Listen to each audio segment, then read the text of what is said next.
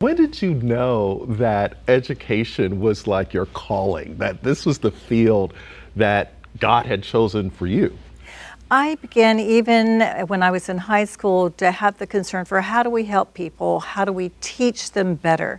And so that went on with me through college. And then I just kept going to school. Obviously, I liked school.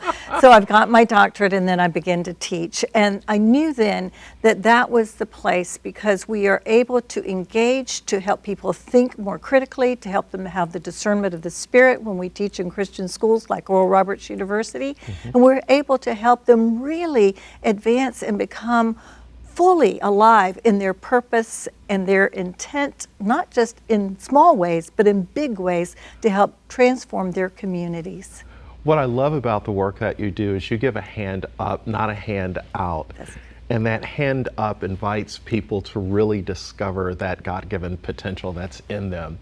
I guess the next question would be, as you look over your amazing journey over the last 30 plus years, you have a knack for solving problems, for taking on challenges.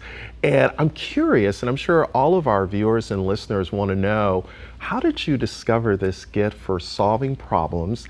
And what's your approach, your perspective or framework that you use when you're kind of given, here you go, Dr. Kathleen, here's a challenge for you? Right.